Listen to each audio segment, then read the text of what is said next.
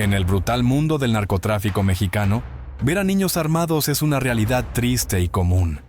Pero entre ese mar de jóvenes violentos, hubo uno que destacó sobre el resto: Raúl Mesa Torres.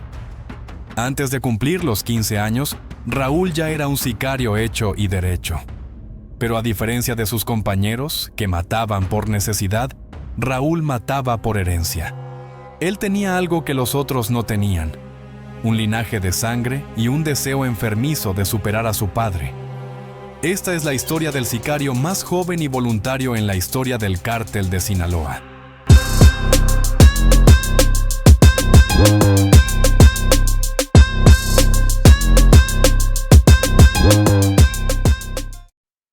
Raúl no era un niño marginado buscando qué comer. No necesitaba protección, al contrario, el mundo necesitaba protegerse de él. Nacido en la cuna de la realeza del Cártel de Sinaloa, él no buscaba una salida de la miseria. Él tenía dinero, estatus y opciones, pero eligió el camino de la sangre no por hambre, sino por herencia y por una seductora, casi enfermiza, ambición de poder. Para entender por qué un adolescente decidiría entregar su vida a la muerte antes de siquiera tener edad para conducir, debemos mirar su cuna. Raúl Mesa Torres nació en Culiacán, Sinaloa, el 31 de octubre de 1991. Y desde el momento en que dio su primer respiro, su futuro ya estaba escrito con pólvora y sangre. No era un niño cualquiera, era el heredero de una dinastía. Su padre no era un delincuente común, sino una leyenda viviente en el inframundo criminal: Raúl Mesa Ontiveros, alias el M6. Este hombre había escalado la jerarquía hasta convertirse en la mano derecha de Javier Torres Félix, el temido JT, quien a su vez operaba bajo las órdenes directas de la figura mítica del AMPA, Ismael El Mayo Zambada. El pequeño Raúl creció viendo a su padre no como un villano, sino como un ser intocable, casi un dios que desafiaba las leyes de los hombres. Fue testigo de cómo el M6 evadía cargos de homicidio en el 89 y secuestro en el 90. Incluso cuando fue detenido en 1997 con un arsenal y casi 400 kilos de cocaína. El sistema judicial, podrido hasta la médula, lo devolvió a las calles tras apenas un año. Para un niño de 7 años, el mensaje era claro: su familia estaba por encima de la ley. La cárcel era para los pobres o los tontos, y los Mesa no eran ninguna de las dos cosas. Pero el linaje no terminaba ahí. Su madre, Aida Elizabeth Torres, era hermana del jefe de su padre, y su otro tío era nada menos que Manuel Torres Félix, el sanguinario M1. Raúl estaba rodeado. Por donde mirara, veía capos, armas y lealtades de sangre. Su estatus en esta aristocracia del narco se consolidó aún más en su pubertad, cuando su círculo social incluía a la propia hija del Mayo Zambada. Raúl era, en todos los sentidos, parte de la realeza criminal. Esta inmersión total tuvo un efecto devastador en su psique. La normalización de la violencia en su vida fue absoluta.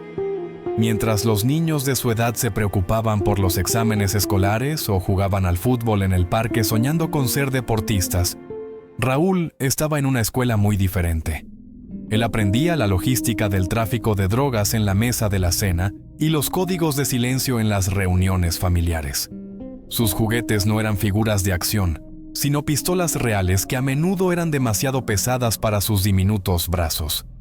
No hubo un momento de corrupción en su vida, porque nunca hubo un momento de inocencia.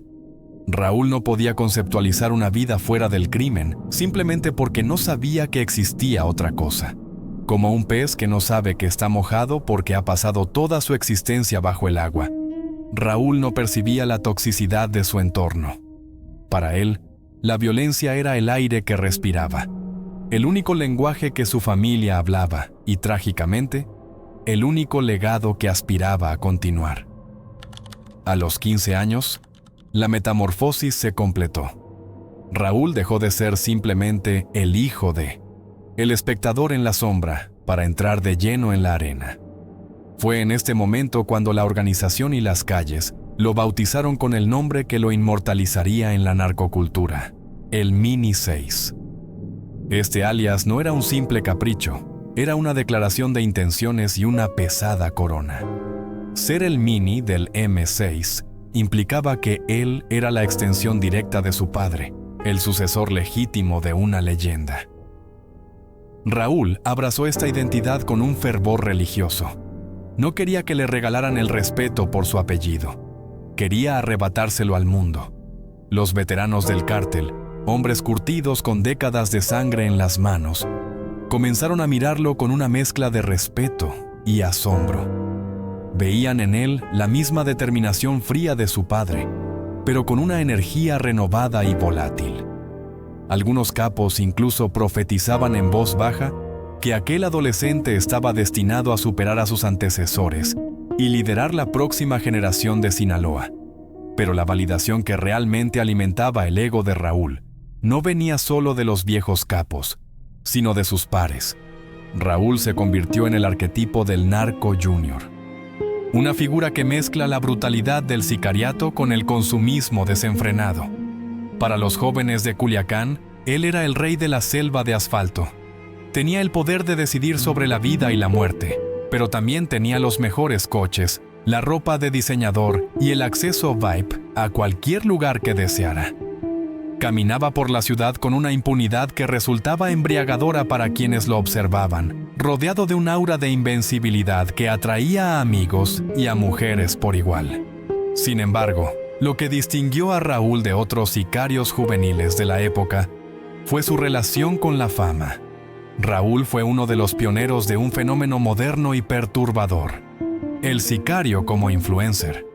Mucho antes de que la narcocultura explotara en series de televisión y tendencias globales, Raúl ya estaba curando su propia imagen pública. Entendió, quizás instintivamente, que el poder en el siglo XXI no solo se demostraba con balas, sino con likes y visualizaciones. Sus perfiles en las redes sociales de la época se llenaron de fotografías que documentaban su estilo de vida. No se escondía en las sombras como los criminales de antaño. Él posaba orgulloso. Fotos portando rifles de asalto bañados en oro. Imágenes junto a animales exóticos, fajos de billetes y fiestas interminables. Raúl convirtió el crimen organizado en un espectáculo aspiracional. Se transformó en una celebridad macabra, un rockstar de Lampa cuyas publicaciones recibían cientos de comentarios de admiración. Sin saberlo, o quizás sin importarle, el Mini 6 se convirtió en la herramienta de reclutamiento más efectiva del cártel. Al glamorizar su realidad, convenció a innumerables jóvenes mexicanos de que esa vida no era un camino hacia la muerte prematura, sino una aventura llena de lujos y adrenalina. Raúl vendió una fantasía tóxica, tomó la terrible, sucia y dolorosa realidad del narcotráfico y la empaquetó como una película de acción donde él era el héroe invencible. Para Raúl, esta fue su época dorada. Vivía la vida de sus sueños, validado por la vieja guardia, idolatrado por la juventud y temido por sus enemigos. Todo parecía estar alineado en una perfección siniestra, pero lo que Raúl no podía ver desde la cima de su ego, cegado por los flashes y la adulación, era que al vivir tan rápido y tan públicamente, estaba acelerando el reloj de su propia existencia. La vida que había construido era un castillo de naipes empapado en gasolina, y la chispa que lo encendería todo estaba a punto de saltar. Toda historia de ascenso meteórico tiene un momento de quiebre, un instante en el que el destino baraja las cartas de nuevo y obliga al protagonista a elegir. Para Raúl Mesa Torres, ese instante llegó en marzo de 2007, cuando el suelo bajo sus pies, que él creía indestructible, se desmoronó por completo. La noticia corrió como la pólvora por las calles de Culiacán y llegó a los oídos de Raúl con la fuerza de un huracán. Su padre, el legendario Raúl Mesa Ontiveros, el intocable M6, había muerto. Había caído en un violento tiroteo, abatido por hombres armados en circunstancias que, hasta el día de hoy, permanecen envueltas en una densa niebla de misterio. Fieles al código de silencio de la mafia, la familia Mesa se cerró en banda. Se negaron a cooperar con la policía, rechazaron cualquier investigación oficial y decidieron lavar la sangre en privado. Al final, nadie fue acusado, nadie fue detenido, y el asesinato del M6 se convirtió en un fantasma más en los archivos de la impunidad mexicana. El efecto de esta pérdida en Raúl, que apenas tenía 15 años, fue cataclísmico. La mayoría de las personas, al ver el cuerpo acribillado de su padre, recibirían el mensaje más claro y brutal posible: sal de aquí, esto es lo que te espera, huye mientras puedas. La muerte de su padre debió haber funcionado como una señal de pare, una advertencia sangrienta sobre las consecuencias reales de vivir una vida de violencia. Era su oportunidad dorada para tomar la herencia, esconderse y buscar un camino diferente, lejos de las balas. Pero la mente de Raúl ya no funcionaba como la de un adolescente normal. Su psique había sido moldeada por años de adoctrinamiento criminal.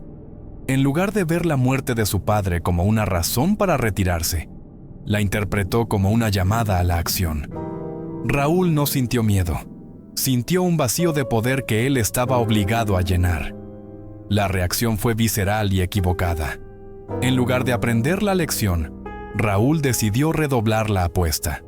Su delincuencia, que hasta entonces había estado bajo la supervisión y protección de la sombra de su padre, ahora operaba sin frenos. Fue como si hubiera inyectado esteroides a su estilo de vida. La cautela desapareció. El respeto por los tiempos y las jerarquías se esfumó.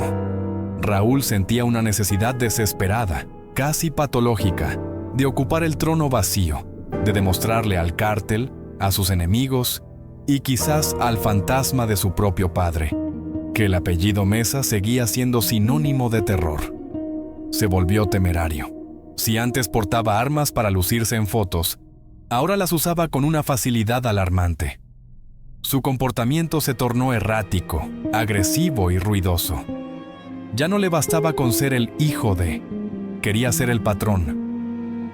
Empezó a moverse por la ciudad con convoyes llamativos, desafiando a rivales y autoridades por igual, actuando como si la muerte de su padre le hubiera transferido una especie de invulnerabilidad mística, en lugar de mostrarle su fragilidad humana.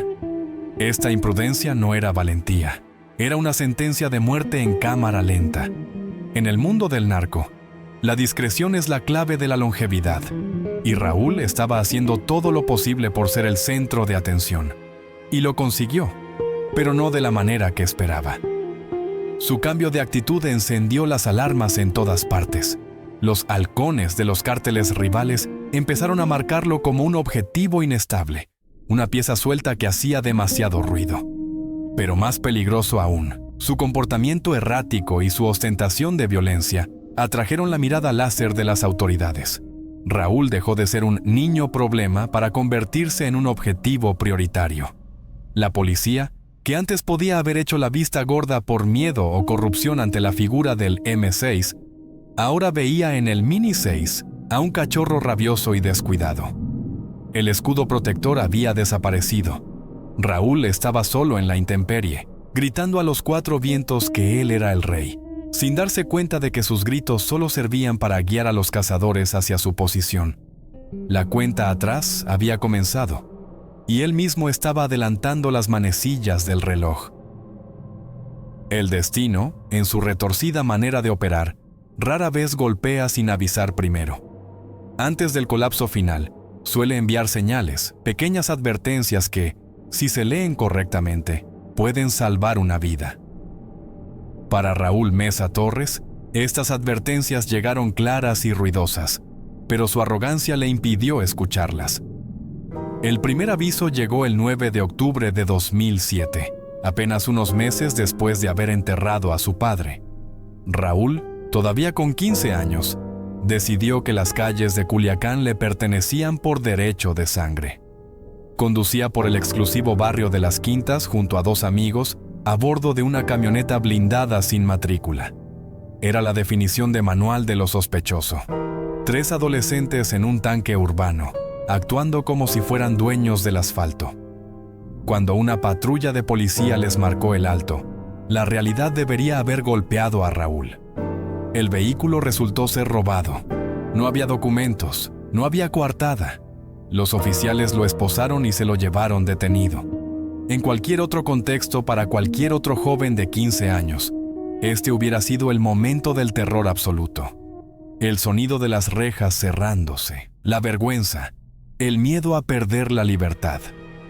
Fue su primer tropiezo real con la ley, una oportunidad perfecta para asustarse y rectificar.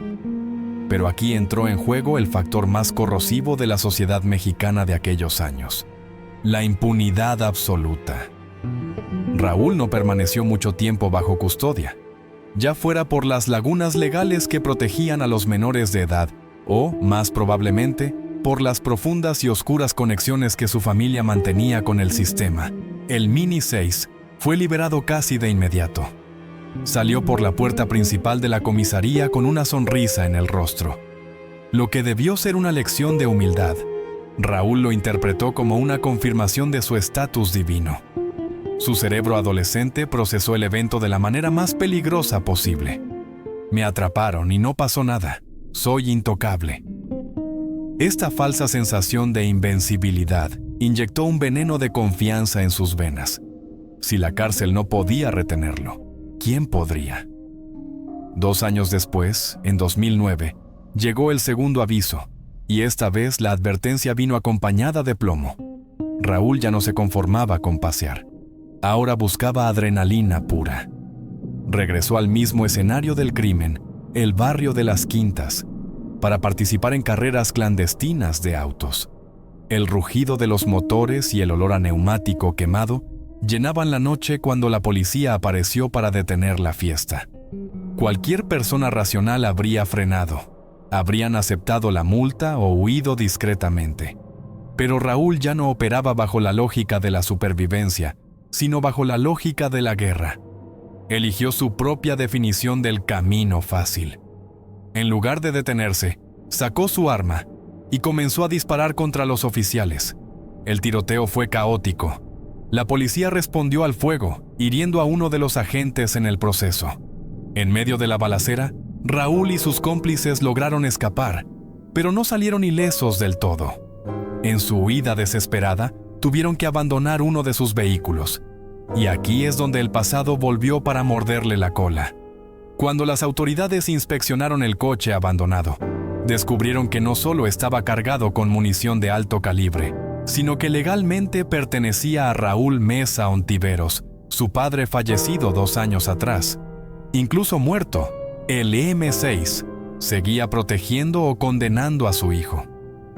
Raúl había dejado atrás una prueba irrefutable de su identidad y su linaje.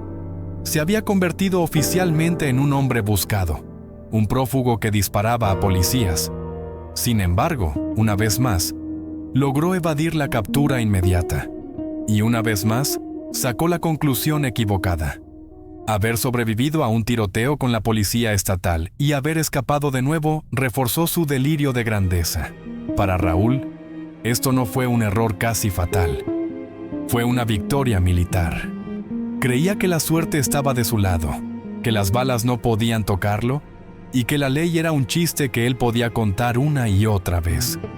Lo que Raúl no entendía es que la suerte es un recurso finito, y él acababa de gastar su última moneda. La arrogancia le había puesto una venda en los ojos, impidiéndole ver que ya no era un niño jugando a ser gángster, sino un objetivo en una lista de caza. El sistema, humillado y herido, no volvería a ser tan indulgente. La próxima vez que se encontraran, no habría advertencias, ni multas, ni liberaciones rápidas. La próxima vez sería definitiva. El calendario marcaba el 29 de abril de 2010. Era un jueves cualquiera en Zapopan, Jalisco, una ciudad que a menudo sirve de refugio residencial para las familias adineradas de la región. El sol caía sobre la colonia Las Águilas, un barrio tranquilo de clase media alta, donde el silencio de la tarde solo se veía interrumpido por el tráfico habitual. Raúl Mesa Torres tenía ya 18 años y 5 meses. Legalmente, ya era un hombre. La protección de la minoría de edad se había evaporado, pero su sensación de invencibilidad seguía intacta. Aquel día, Raúl viajaba en el asiento del copiloto de un vehículo blanco. Al volante iba su amigo y cómplice, Fidel Rojas Félix, de 22 años, otro joven recluta del cártel de Sinaloa, que también figuraba en las listas de objetivos de las autoridades. No estaban en medio de un operativo de transporte de drogas a gran escala ni huyendo de una balacera. Simplemente estaban allí, circulando, existiendo en la rutina. La caída de los grandes criminales rara vez ocurre como en las películas, con helicópteros y equipos SWAT descendiendo por las ventanas. A menudo, el destino llega disfrazado de algo terriblemente banal. En este caso, fue una patrulla municipal de rutina. Los oficiales de policía de Zapopan observaron el vehículo de Raúl y Fidel. Algo en su comportamiento, quizás un cambio brusco de carril, una mirada nerviosa o simplemente el instinto policial, les pareció sospechoso. Encendieron las sirenas y les marcaron el alto. En ese preciso instante, el tiempo pareció detenerse dentro del coche de los sicarios. Mientras el vehículo reducía la velocidad y se orillaba hacia la acera, Raúl Mesa Torres se enfrentó a la decisión más importante y fatal de su corta vida. La situación era binaria, brutalmente simple.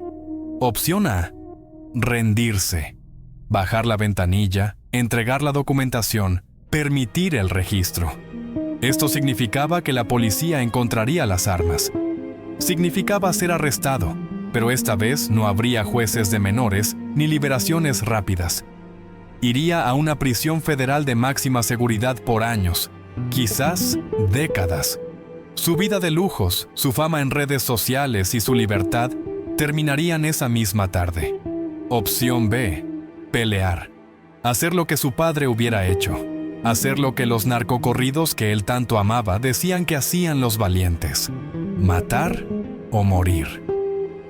Para un joven que había construido toda su identidad sobre la base de la violencia y el poder, la rendición no era una opción. Era una humillación insoportable. Raúl miró a Fidel. La decisión estaba tomada antes de que el coche se detuviera por completo. Pero esa decisión tendría consecuencias irreversibles. Antes de continuar, si te está gustando el video, asegúrate de estar suscrito al canal para no perderte el próximo expediente criminal. Dicho esto, veamos qué sucedió exactamente en ese control policial. Los oficiales se acercaron al vehículo con precaución, siguiendo el protocolo estándar, sin saber que estaban caminando hacia la boca del lobo. Les ordenaron bajar para una inspección. En lugar de obedecer, Raúl y Fidel bajaron con las armas en la mano. El primer movimiento fue de intimidación, un último intento de imponer su estatus sobre la autoridad. Dispararon al aire, un gesto de arrogancia diseñado para decir: sabemos quiénes somos, retírense. En el mundo de Raúl, esto solía funcionar. El miedo solía doblar las rodillas de sus oponentes. Pero estos policías municipales, ya fuera por valentía o por adrenalina, no retrocedieron. Les gritaron que bajaran las armas y se entregaran. La intimidación había fallado. Fue entonces cuando la realidad se quebró. Raúl, al ver que su aura de terror no surtía efecto, bajó el cañón de su arma, apuntó directamente a los uniformados y apretó el gatillo. El estruendo de los disparos rompió la paz de la colonia Las Águilas. Raúl logró impactar al oficial Jaime Vicente Morales, quien cayó abatido en el acto, convirtiéndose en otra víctima del sinsentido de esta guerra. Raúl había cruzado la línea final. Ya era un asesino de policías. Pero la respuesta fue inmediata. El compañero del oficial caído, herido también en el intercambio, no dejó de pelear. Desde el suelo o parapetado tras la patrulla, el segundo agente repelió la agresión con una precisión desesperada. Una de esas balas encontró su objetivo. Raúl Mesa Torres, el Mini 6, el joven que se creía inmortal, sintió el impacto del plomo desgarrando su cuerpo. cayó al asfalto, su sangre mezclándose con la suciedad de la calle, lejos del glamour de sus fotos de perfil, lejos de la protección de su apellido. Al ver a su amigo caer, el instinto de supervivencia de Fidel se activó. El código de lealtad se rompió ante el miedo a la muerte. Fidel echó a correr, abandonando a Raúl agonizante en la calle, trepando por las azoteas de las casas vecinas en un intento patético de escapar de lo inevitable. El tiroteo duró apenas unos segundos, pero el silencio que siguió fue sepulcral. En el suelo yacían un policía cumpliendo su deber y un joven sicario que había cumplido su trágico deseo. Raúl estaba vivo, pero su reloj de arena se había roto. La leyenda urbana estaba a punto de nacer, pero el hombre, el niño que soñaba con ser sicario, estaba terminando de morir. Si la historia de Raúl Mesa Torres terminara en ese pavimento de Zapopan, tendríamos un final trágico pero estándar. El criminal que vive por la espada y muere por la espada. Sin embargo, lo que sucedió en las horas posteriores al tiroteo abre la puerta a un capítulo mucho más oscuro y misterioso. Raúl no murió en el acto. Fue recogido por los servicios de emergencia y trasladado a un hospital local, donde luchó por su vida durante varias horas. No fue hasta las 3:40 de la madrugada del día siguiente que los médicos lo declararon oficialmente muerto. Y es aquí, en la frialdad de la morgue, donde la versión oficial empieza a hacer aguas. El informe policial de la escena describía un intercambio de disparos, un enfrentamiento a distancia. Pero la autopsia de Raúl contó una historia diferente y perturbadora. Además de las heridas de bala, el cuerpo del joven presentaba múltiples contusiones severas y traumatismo cráneoencefálico provocado por objetos contundentes. Aquí es donde surge la duda razonable. Las balas perforan, queman y matan, pero no causan golpes contusos en la cabeza, no dejan moretones que sugieren una paliza física. El informe oficial de la policía no mencionaba ningún combate cuerpo a cuerpo, ni que Raúl hubiera sido sometido a la fuerza antes de los disparos. Entonces, ¿de dónde salieron esas heridas? La teoría que ha circulado en voz baja durante años es escalofriante. ¿Fue realmente un tiroteo limpio? ¿O hubo un momento de venganza extrajudicial? Al ver a su compañero caído, ¿es posible que los oficiales decidieran tomarse la justicia por su mano antes de que llegaran las cámaras y las ambulancias? Para echar más leña al fuego, Fidel Rojas, el único superviviente y testigo, declaró en el tribunal una versión que contradecía todo. Juró que las armas encontradas en el vehículo no eran suyas, que habían sido sembradas y que la policía inventó la narrativa del enfrentamiento para justificar el uso de fuerza letal. Fidel afirmó haber sido torturado para confesar, y aunque es fácil desestimar las palabras de un criminal desesperado, las heridas inexplicables en el cráneo de Raúl le dan a su testimonio un peso incómodo. Nunca sabremos con certeza qué pasó en esos minutos de caos. ¿Fue Raúl víctima de la brutalidad policial en sus últimos momentos? ¿O son esas heridas simplemente el resultado colateral de un accidente violento? Lo que sí sabemos es que la verdad murió esa noche con él, dejando un espacio en blanco que cada uno llena con su propia versión de la justicia. Hoy, Raúl Mesa Torres es más que un nombre en un archivo policial. Se ha transformado en una leyenda urbana.